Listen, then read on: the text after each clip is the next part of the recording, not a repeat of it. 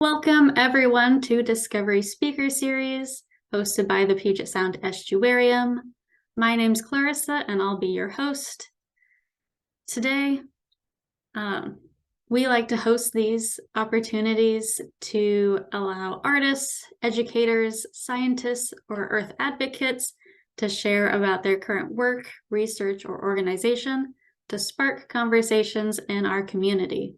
So if you have thoughts, ideas, suggestions, or questions, please put them in the Q&A. We will get to those at the end of the presentation. If you need something to do with your hands while you listen in, we do have a coloring page to go along with today's talk. I'll be working on it.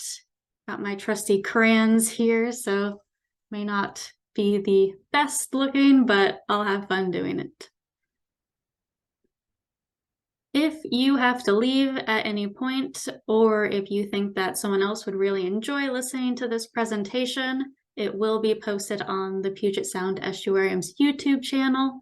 So you can follow us on YouTube to get a notification when we post it, but it should be in the next couple of days.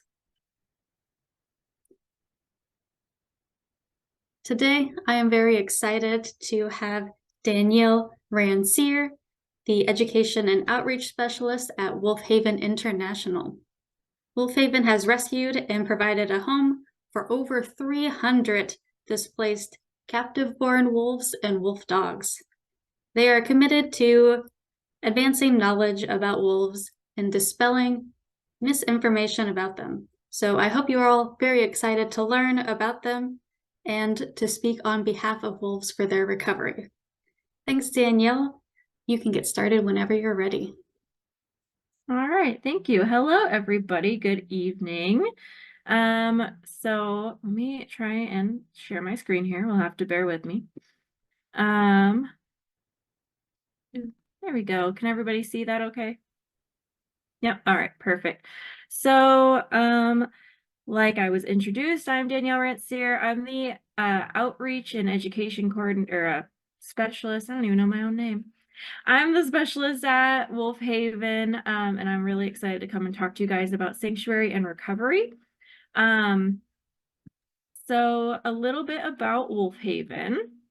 So we have two sites, and our main site is going to be at Tenino, Washington. So we're kind of outside of Olympia, and that is where our public visitor route is. So you can make a reservation and come and visit a few of our wolves on the route. And then we have another area that was essentially donated to us in Bridger, Montana. And those wolves are not able to be visited. It's never been open to visitors, and it won't be just because the wolves have never experienced people before. And so we try to keep them as minimum stress as possible. And Wolfhaven is a globally accredited sanctuary. So that's a really big deal because there aren't any other here. So Wolfhaven's mission, we have three main goals. So our mission is to conserve and protect wolves and their habitat. And then our three goals are for sanctuary, education, and conservation. So the big goal, right, is to provide a lifetime of sanctuary. So we want to be able to give these guys kind of the lives that were not given to them. So all of our gray wolves are captive born. They were either kept as pets or were for trade or for pelting or for in zoo environments. So most of our kiddos did come from private owners, whether they were trying to breed them or, just have them as a pet. And we do have what's called a wolf dog as well. So that is a hybrid between a gray wolf and a dog, usually like a husky or a Malamute or anything like that. So with gray wolves, they particularly can't go back out into the wild. And we do not breed them here because they've never been in the wild and they wouldn't know how to teach their pups to be in the wild. So there's no point in breeding wolves just to have more captive wolves. So For these guys, once they come to us, they stay for us, they get buried on site, and we take care of them until they are no longer with us. So our other mission is for educational opportunities. So you can go on sanctuary visits, or we can come to offsites in classrooms or conferences or things like this, where we come virtually and talk to people. We also have outreach booths, so we might be at different, different fairs or whatever, and we'll have a booth for career fairs and for just outdoor fairs and things like that. And we also do a lot of youth programs. So we do have Girl Scouts, and that we are really involved in, as well as going to schools and doing all that kind of stuff. So our last main mission is for conservation efforts. So along with our gray wolves, who are our rescues, we also do work with red wolves and Mexican wolves. So these guys, anyone who comes to our sites, they potentially have the opportunity to go back out into the wild. So they get treated a little bit differently in terms of human contact, what food they're allowed to eat, what medications they can have, vaccinations that they can have. So the only breeding we do on site is for red wolves and Mexican wolves, and both of those, the government tells us who can breed with who and who's recommended for breeding and all that stuff, and who we get and who has to go to different sites. So I'm going to introduce you to a few of our wolves at Wolf Haven. So these are actually our McCleary wolves. So these guys are located in Montana at the McCleary Ranch. And so these guys were originally brought they thought they were genetically different, and there's still ongoing research about if they are or not. But the site was given to us, and so we actually had someone from our staff in Tenino move to Montana, and she's the main caregiver there. So then a couple of examples that we like to share are before and afters of some of our wolves. So this wolf is Klondike. So up in the left corner, you can see that that is before. So you might be able to notice the little chain on him. And he kind of has this like brownish color, ears back, tail down. You can see he tried to dig a hole. There's no water in sight. There's no shade in sight. And Klondike in particular had about 6 feet. He could walk in a circle. He was taken from a roadside attraction in Alaska. And so he was brought to us. And then that picture in the bottom right corner is after he came to Wolf Haven. So you can see he's actually a nice white wolf, and his ears are up, belly in the air, not much of a care in the world. This kiddo here is Lakota.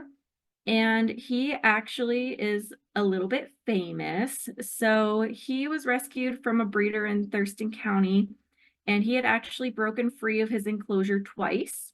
And it was actually on the news because he was running around for a few hours. And so the second time that he broke out, the officials basically required that he had to surrender him. So he came to us, and he ended up being kind of our little photographer man. So he's a very, very handsome man, but so a little bit of a different situation. And then this is Luca, and Luca is on the visit route. So if you do come to see us, he's usually one of the ones that likes to be out and about. So Luca is a wolf dog. And the tricky thing with wolf dogs is you really can't tell unless you do genetic testing. But with Luca, it was pretty easy because he has a very clear tell, which is that bright pink nose he's got right up front there. So wolves are not going to have that pink nose. They also won't have blue eyes, and they'll have a pretty thinner chest than dogs or wolf dogs. So there's a couple things that we can assume that he is a wolf dog. And Luca was also rescued from a private owner from Illinois. And he was rescued with 14 other wolves and wolf dogs that had been confiscated by the State Department of Natural Resources.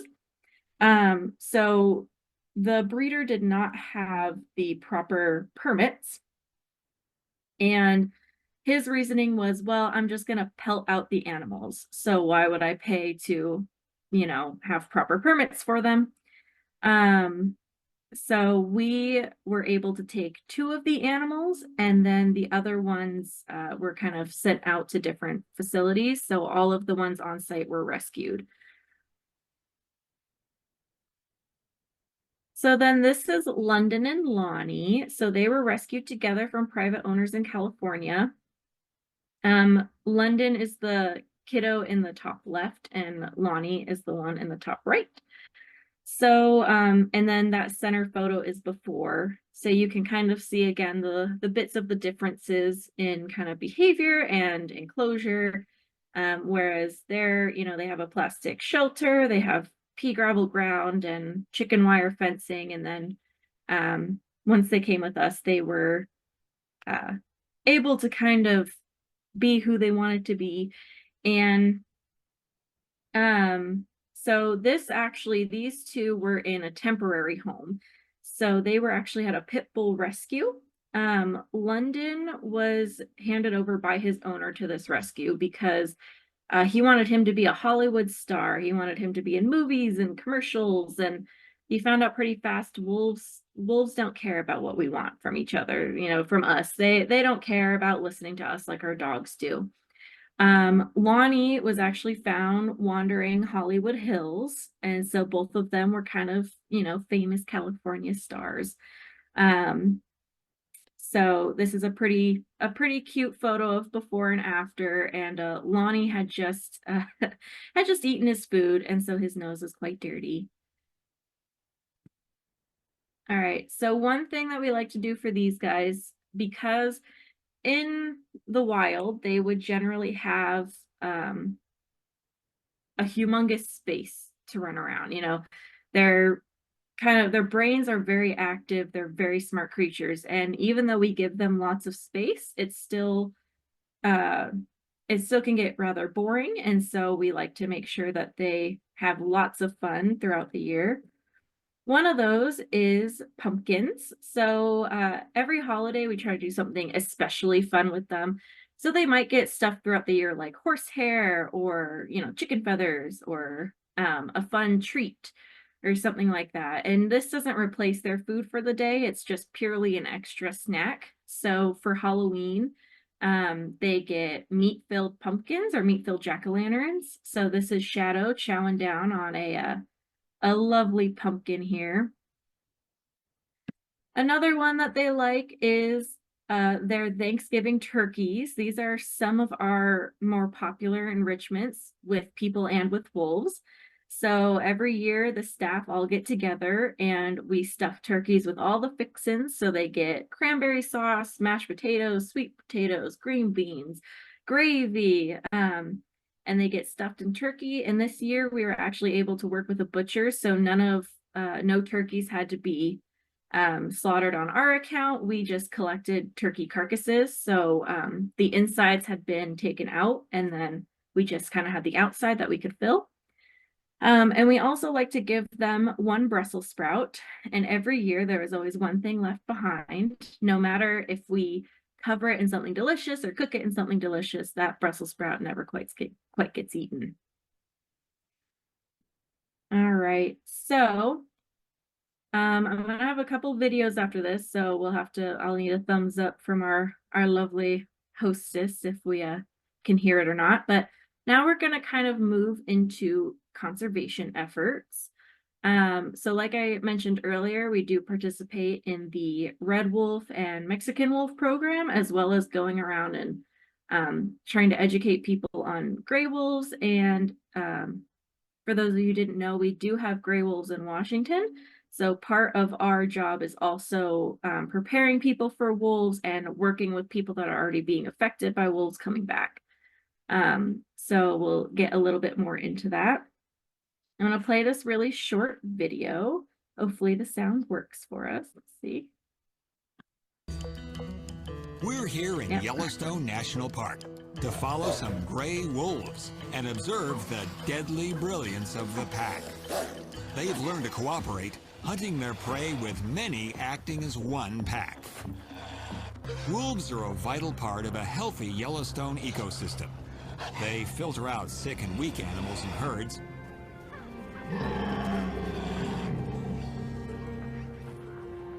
and help scavengers survive by providing leftovers from their hunts.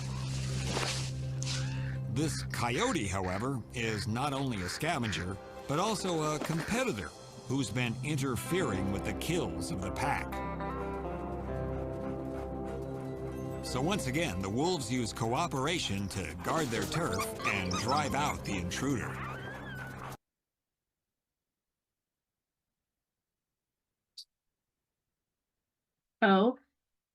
A couple of the topics that are pretty important of why, so like, why do wolves even matter? You know, why even bother with these guys? We've been doing okay without them.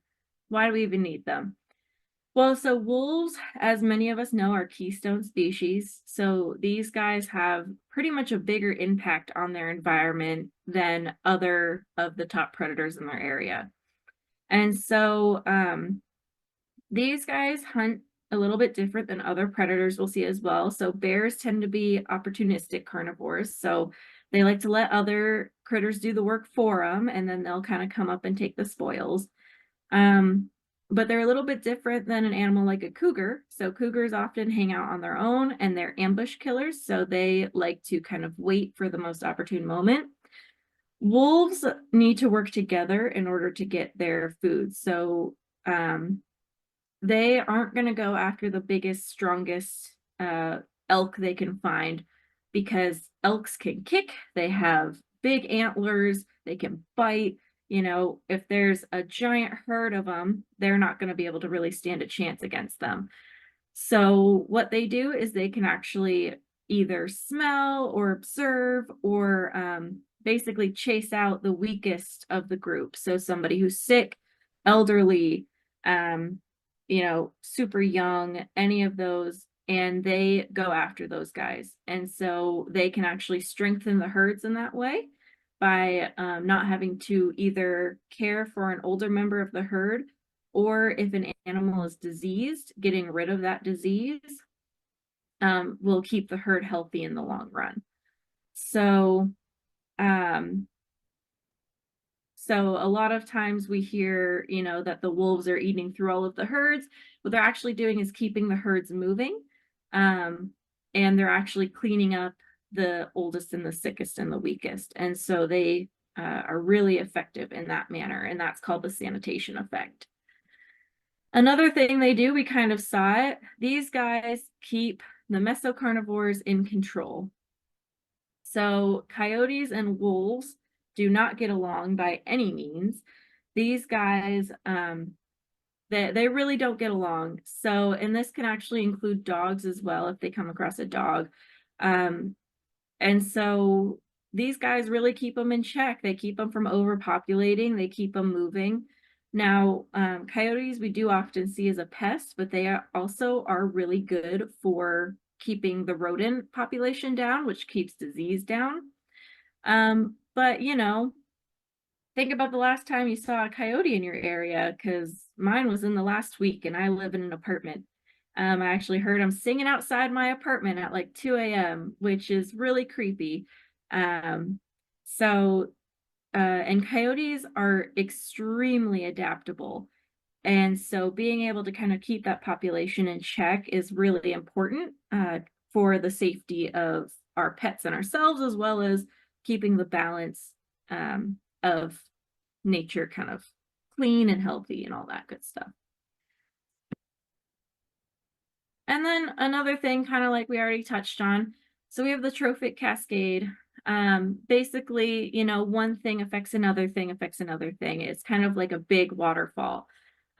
So kind of an overused example that we still use all the time is our Yellowstone.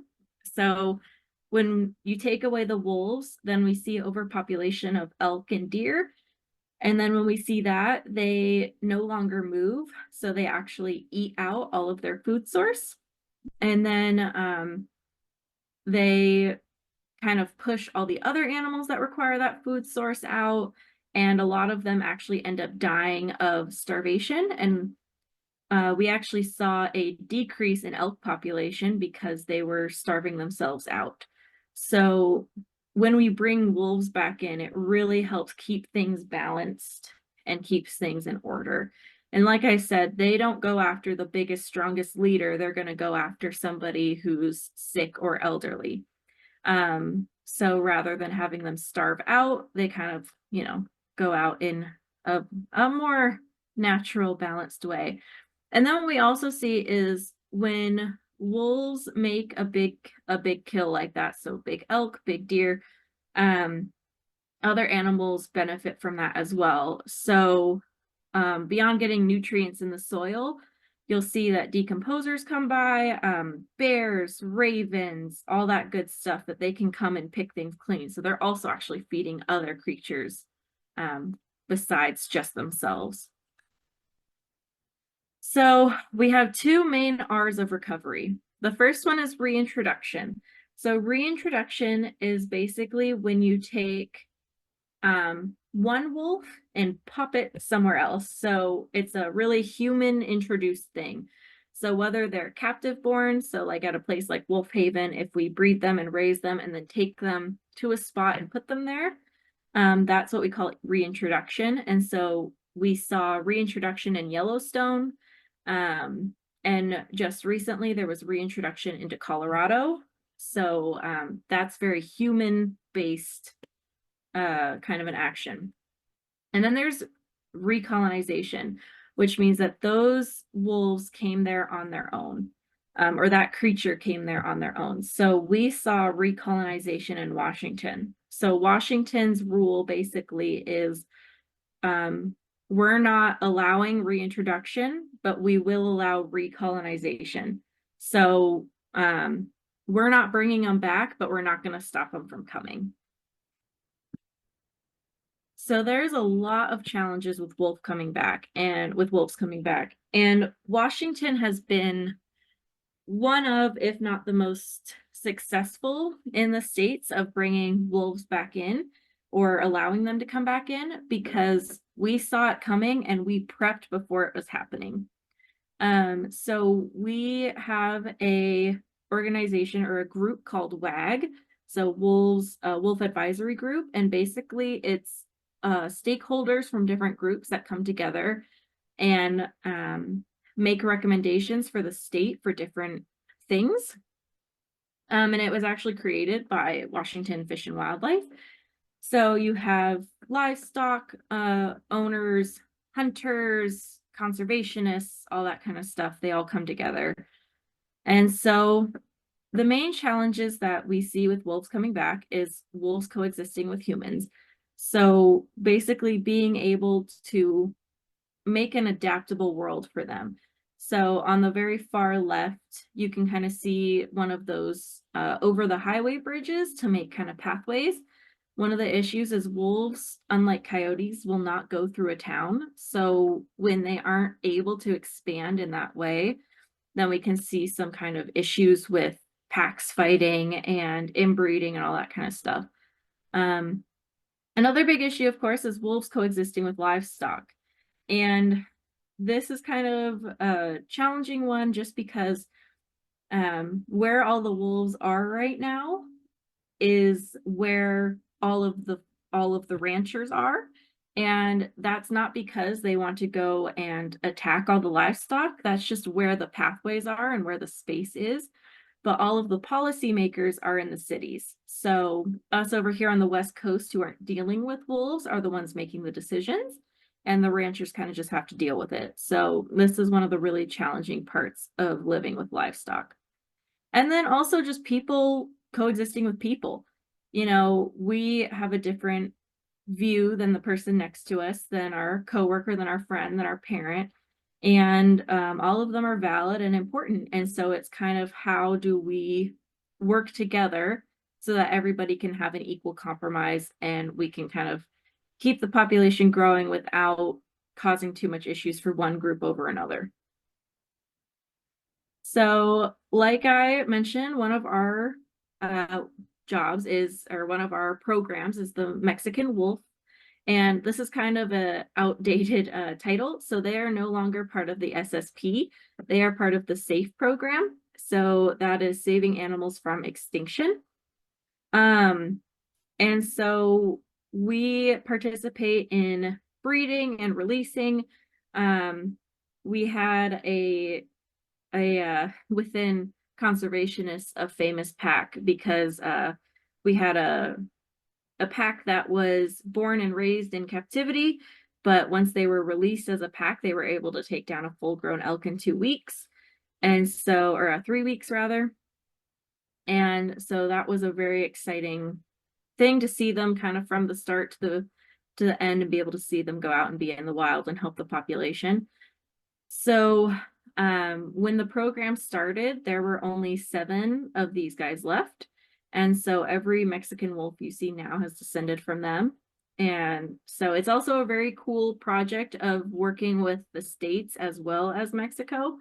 And so you can see their former range was kind of, you know, that very south region of the states and into Mexico. And now we kind of have 2 almost separated plots.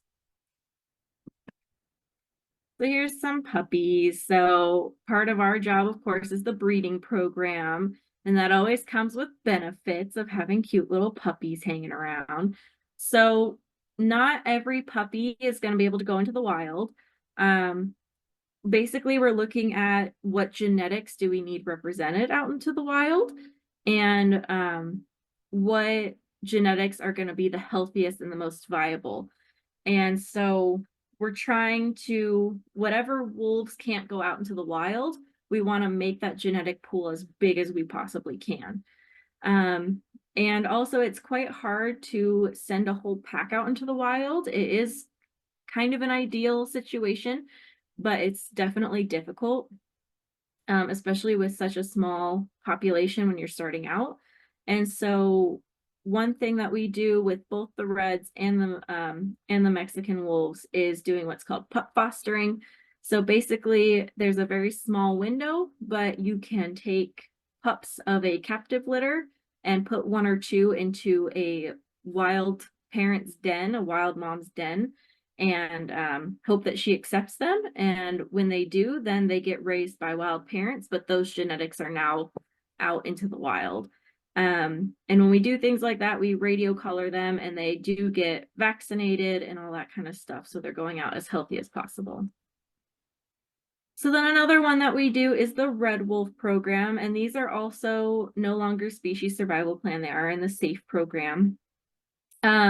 These guys started off with 14 in the wild. They're only native to the states. They were kind of along the south coast, my goodness, the East Coast.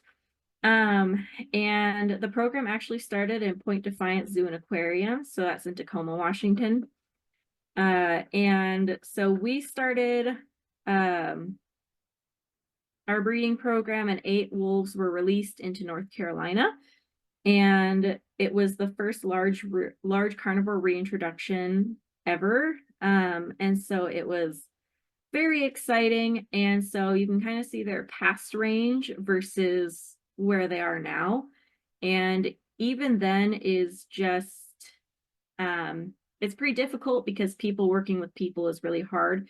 These guys are look very much like coyotes, and so that causes a lot of problems of, if you shoot an endangered species, obviously that's a big deal, but if it looks like a coyote in the dark, you know, you're allowed to protect yourself, and so it's a big problem.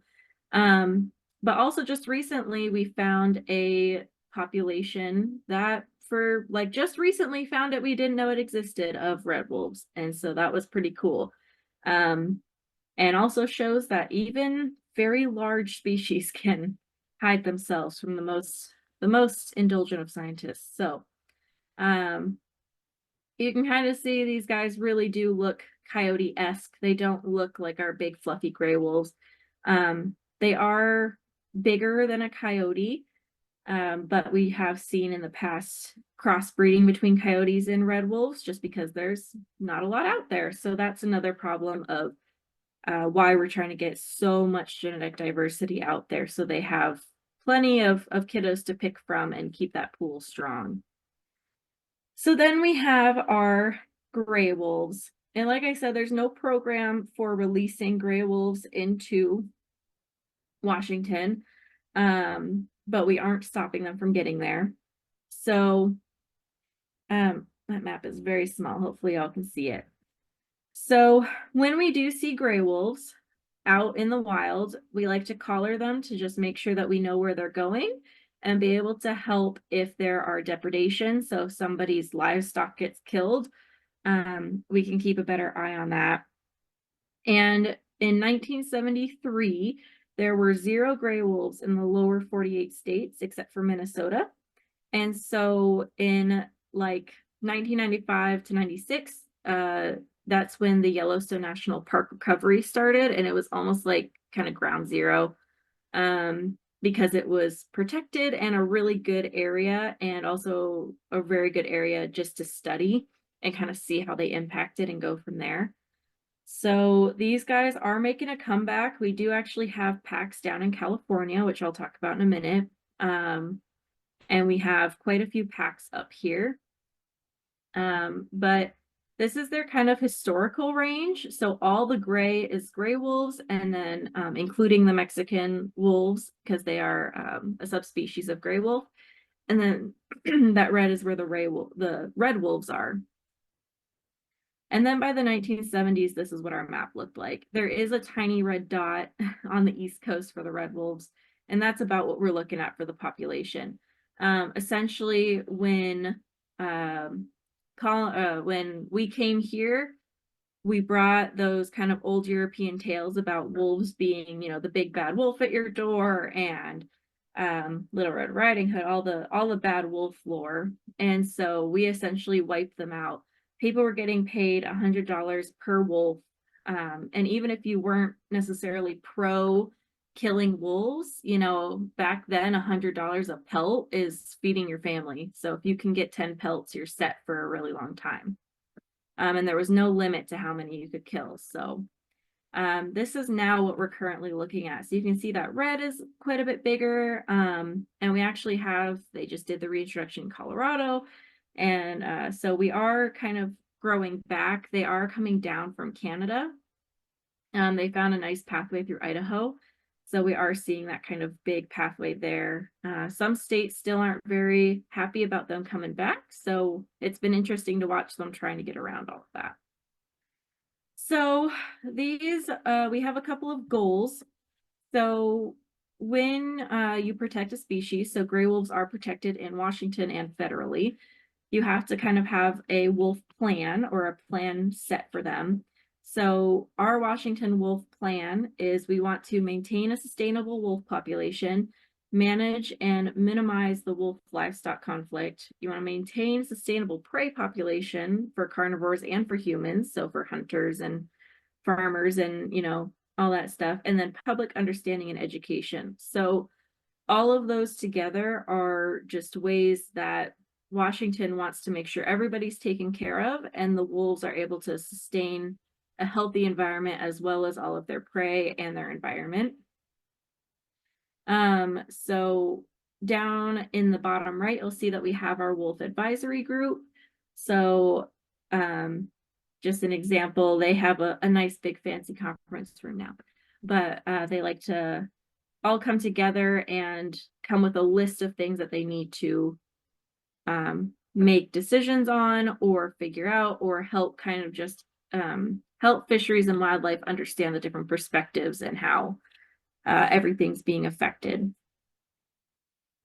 So here is our map of Washington. So currently we're still waiting on 2023's counts. We won't get that for a couple of months, but we do what's called a minimum count. So how many wolves we got eyes on. So there could be more than that, but we know that there's not less than this. So we have 216 wolves minimum, and in that there's 37 packs, and a pack is just considered 2 wolves traveling together, which is why we add in the breeding pairs. So out of those 37 packs, there's 26 breeding pairs. So a pack could be 2 sisters, 2 brothers, mom and son, you know, could just be traveling together. But a breeding pair are two wolves that are successful in breeding. So their pups lived past a certain time. So you can kind of see they are mostly up in that eastern, you know, northeastern corner. We do have one pack that's down there in the Northern Cascades, which is pretty exciting for us. And there are a couple issues with the ones down on the southeast side that are kind of going back and forth between Oregon. And that is a whole different ball game for a topic. So then this is Oregon. And Oregon has a minimum of 178 individuals with 17 breeding pairs and 24 packs. So you can kind of see they also found that pathway down the east of Washington and are kind of trying to head their way down. And then you get over to California. Now, California is brand new to wolves. They they are not prepared for wolves, but there was a famous wolf that went all the way down to the bottom of California, came all the way back up. And so a couple of wolves have made their way down. And so we have packs tend to just be named in the area that they are. So for these new packs that were just discovered, they're still in the naming process. But it's pretty exciting. The whaleback pack, which is that pack way up top, that has 12 minimum wolves. So those guys up there are trying to figure out how on earth are they gonna handle a 12 wolf pack with such a big territory. So we've seen in California and Oregon, they're really struggling to kind of keep the peace between wolves and people. Whereas Washington, we jumped on it so fast that we were able to kind of get ahead of the issues and try and figure it out from the get-go. So now we're in Colorado. And this was very, very recent. So actually Colorado took wolves from Oregon. So Oregon, I don't even know what the proper word is because they're not Oregon's property, but you know, they essentially transferred some Oregon wolves and reintroduced them into Colorado. And this was pretty much decided by public vote. And when you look on their chart, the vote was mainly from the city. And if you notice where they put the wolves on their chart, it's exactly not in the city. So everybody who voted on it is not now being impacted by the wolves. So Colorado is definitely getting some kickback on that. It is exciting to see the wolves back out there. It's just the issue of were people ready for the wolves to be back out there? We did see that a wolf made it into Colorado on its own, which was super exciting. It made it all the way through Wyoming and got down to Colorado, and then it left Colorado and went back into Wyoming and unfortunately didn't make it past that. But that was a very exciting kind of travel to see. Unfortunate outcome. All right, so here's another video of what sanctuary is.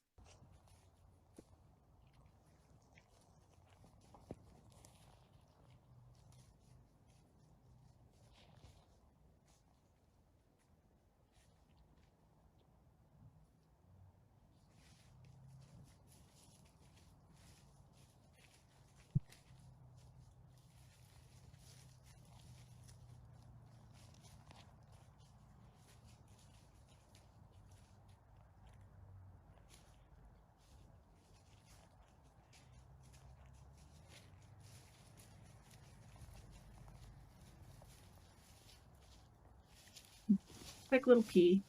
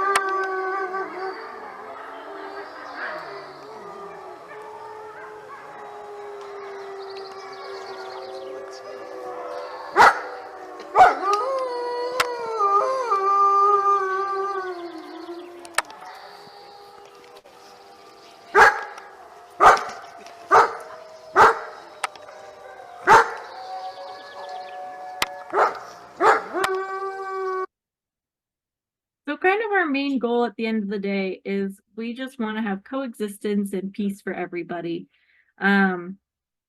So that's kind of just what we're striving for. And our main joke that we like to throw around is our job is trying to put ourselves out of a job. We want all the wolves to be out in captivity. We want them all to be out in the wild, and we don't want them to have to be in captivity, but we're here for the ones that need us. And so yeah, that is the end. I think we should have about 15 minutes left for questions. Thanks, Danielle. You are right on time. I'm staring at the clock. So yeah, if you have any questions for Danielle about wolves, wolf dogs, conservation, any of that, feel free to type it into the Q&A. I was talking with her beforehand, and I really want her to share what I thought was interesting is, do you feed the different species of wolves different kinds of food? Oh yeah. So our wolves that are in the management plan are on a far stricter diet than our rescues. So they have to eat things that they would naturally find out in the wild. So we don't give them like bison or cattle or stuff like that, or chicken. They strictly have to have things like deer, elk, and so we got a giant donation of salmon. So we were very excited because then the red wolves especially really enjoy salmon. Whereas for enrichments, sometimes we get donations from Mud Bay. So our gray wolves can get fun donations that are, more dog treaty-esque compared to the gray or the Mexican wolves and the red wolves that can't have that kind of food because of the restrictions from the state.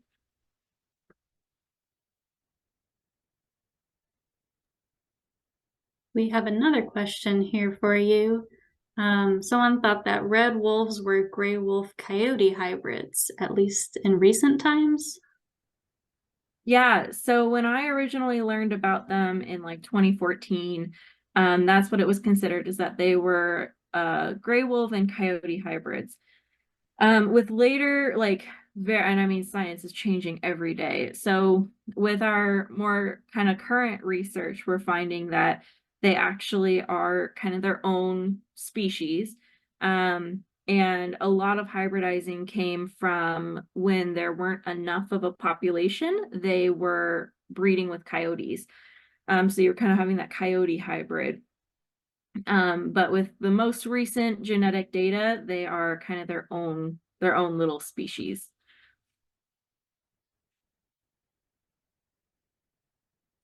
That is interesting to know. That it would make sense that if there wasn't a lot of them, they'd be more hybrid. Yeah, so when we release them, we actually prefer if they're really big, because they're less likely, not, obese, but tall and kind of muscly, because they're less likely to hybridize with coyotes. Can you say more about their color change and how big a pack can get? Yeah, so someone's going to correct me if I'm wrong, but I think there was a pack of like 30 something at one point in Yellowstone. So packs really can vary, and it just depends on what area they're in. So generally a pack is going to be like 6 wolves, and they're going to be mom and dad, and then a couple different seasons of pups. So for color changing, one of the fun things with wolves, so they can be pretty much any natural color, just like human hair. So an Arctic wolf can be black, a tundra wolf can be white. It's a gray wolf doesn't have to be gray, but as they age, you definitely notice that they get very light. So our kiddo Shadow, when we got him, he was pure black at 6 months. And then by the time he ended up passing away, he only had a strip of black on his nose, and he was pure white after that. So with the one picture that we saw where he was kind of the one who was kind of orangey and dusty, that just tells us that he didn't have anywhere to bathe. So our wolves, they get a separate big tub of water, and then they get their drinking water. So that helps regulate their temperature, but then they can also kind of get that grime off if they want to. But also it tells me he was probably overheating because he was trying to kind of rub into that dust and cool himself down. So he didn't necessarily color change. He kind of just was a grimy boy. But yeah, as they age, they do tend to get pretty light and white. Another one about does pack size vary amongst the species? Um, it generally, it kind of depends. So most of the diversity you're going to see is just on how much resource that they have. So if a pack can't support only 4 of them, then they're not going to have enough nutrients to have more pups the next year. Whereas, like in Yellowstone, the packs tend to be quite big just because it's protected. There's a lot of wildlife. There's no human conflict. But generally it really just depends on the area and less on the species.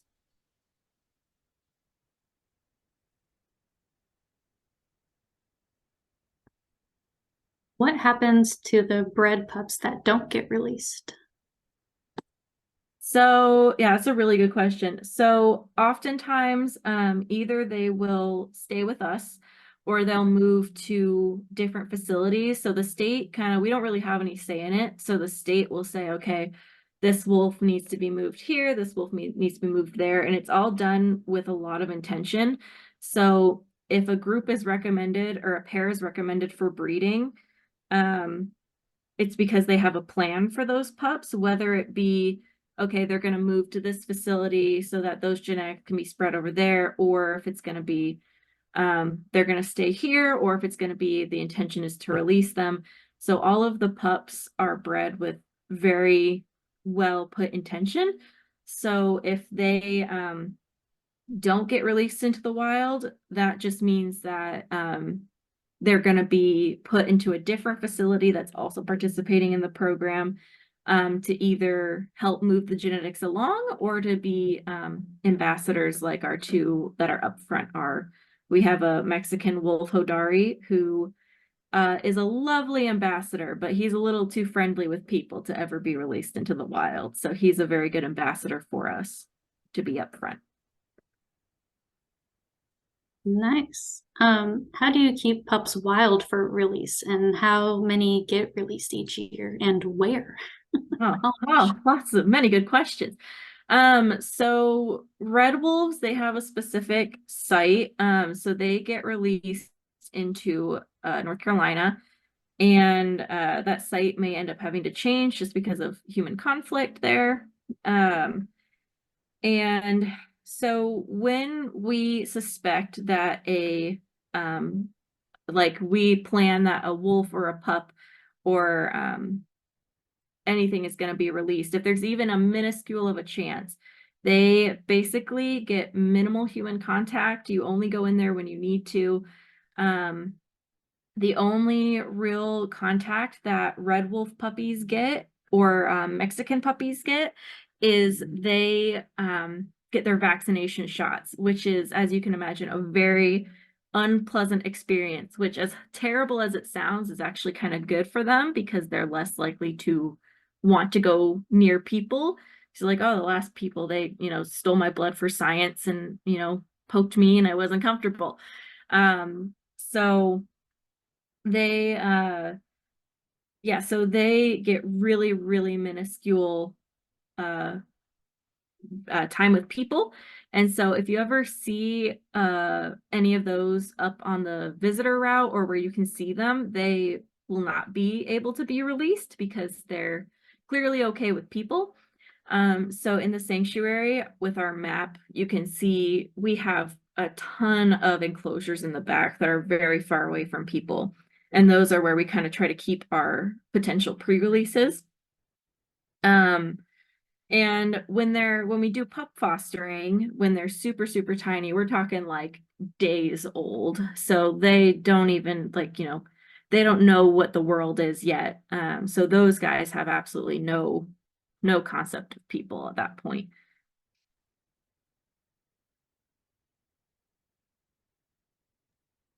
Another question is, how do you think wolf management will change when they re-enter the west side of Washington?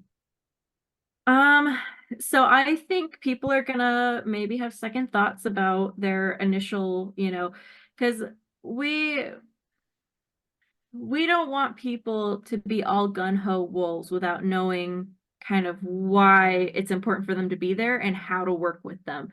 Um, because once they kind of come over here, it's gonna be a lot of trying to share space. They don't go into cities. They're not like coyotes. They don't go into towns. But for people that live in more rural areas, it's going to be very much, how do I keep my pets safe? How do I keep, my livestock safe and all that stuff? So I think we are going to see kind of the same challenges that they're seeing over there.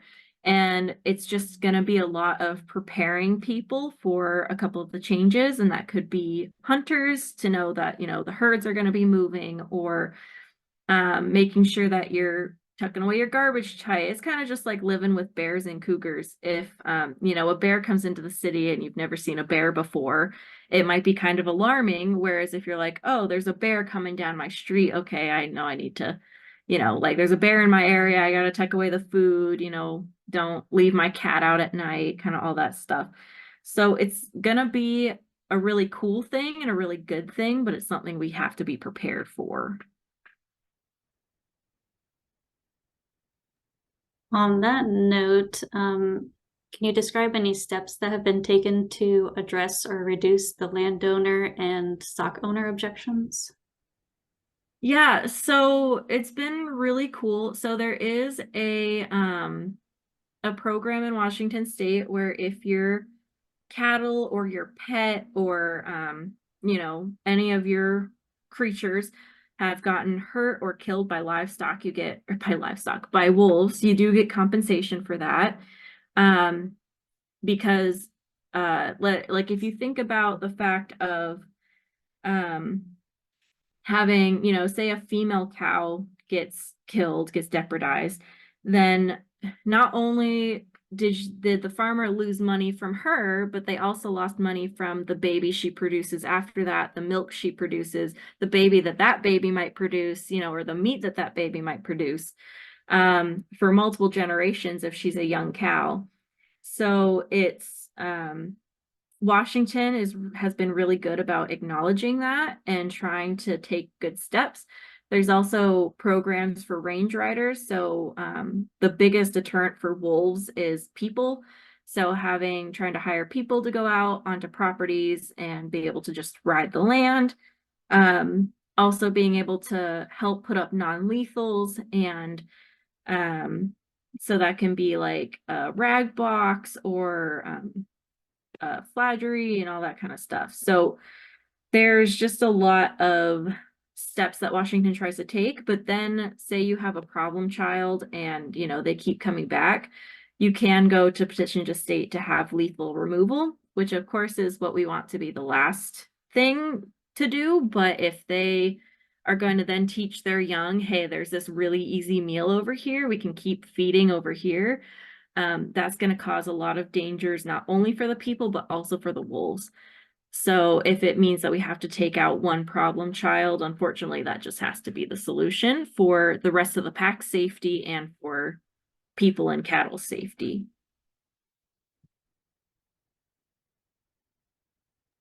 Do you have any more specifics on how livestock and wolves can coexist? Yeah, so there is a lot of new research coming out, and one of my favorite things that I just watched a webinar on is changing our focus from keeping predators out and focusing more on having your creatures keep them out. So a lot of times when we move cattle, we, kind of like I used to work on a sheep farm, and so to get the sheep into the trailer, you kind of make loud noises and wave your hands and kind of push their butts and try to get them into the trailer, so they know, okay, anytime I'm in a tight clump is a stressful time. It means something bad's going to happen, something uncomfortable. They're going to steal my wool, they're going to trim my nails, something weird is going to happen. But if you kind of teach them how to stay together, because in order for a wolf to kind of get triggered into attacking and feeling like they can get the creature, they need them to run. So if you teach your animals to stand their ground and not move, the wolves are going to have a harder time going after them because their goal is to tire out their prey. So if they can't tire out their prey to get them and kind of surround them, and if their prey is going up to them, like, what are you going to do about it? They're less likely to want to go after that. So that's kind of a new thing. And of course, it's really hard for, just to flip-flop that. You can't really go tell a farmer, hey, the problem's actually you. Like, no, that's not how that's going to work. But trying these kind of new techniques and seeing if we can help and flip our view, as well as supporting them while they're dealing with these changes, is kind of just our biggest thing, and having a good relationship with different livestock owners and farmers. We'll do one last question because we're out of time. But what about tours and activities or programs that you have coming up? Well, so you're welcome to go onto our website. We're doing reservations for visits every week. So Saturday and Sunday, we have 3 visits both of those days, so 6 visits total. It is reservation only because we don't like having too many people in the sanctuary at one time. That video that was on there was old. We don't generally have that many people anymore in the sanctuary. But we also do private programs. So you can fill out a form on our website or email myself or my boss, and you can do private visits. So we do Girl Scout troops, we do school trips, we do, just gals trips, we do senior center trips, we do all that kind of stuff. So we can go to you, you can come to us. And the form basically goes through what sounds interesting to you. So you can add on a presentation or an activity. We do badge work for Girl Scouts. We do all that kind of stuff. So it'll take you through it and say, okay, what's your age range? What sounds interesting? How long do you have? All that kind of stuff. Could you do a birthday party? We could definitely do a birthday party. Amazing. Well, I learned so much about wolves today, and the fact that they are recolonizing. I didn't know that they were coming out down from Canada. I Yeah, they're kept up on it. doing It's down pretty here. cool. Yeah. Yeah, and if you do want to keep updated on wolf stuff, Washington Fish and Wildlife, they update their gray wolf stuff so often. So you can actually keep updates on the individual packs, depredations, when they were found, the updated map for the year, all that stuff. So they're really good about keeping updated. Amazing. Well, thank you so much, Danielle, for taking time out of your evening to share about wolves with us. I am definitely feeling inspired to tell more people about these cool animals and hopefully get them on board with, if you know more about wolves beforehand, it won't hopefully be as scary when they come back. And thank you everyone who attended our Zoom today. I hope that you got to color your coloring pages today, share them with us, take a photo. If you want to get info about when the next one will be happening, you can either follow us on social media or you can sign up for our monthly newsletter. You can do that on our website, and we'll let you know when the next one's out and ready. I hope to see you at the next one of these events. See you next time.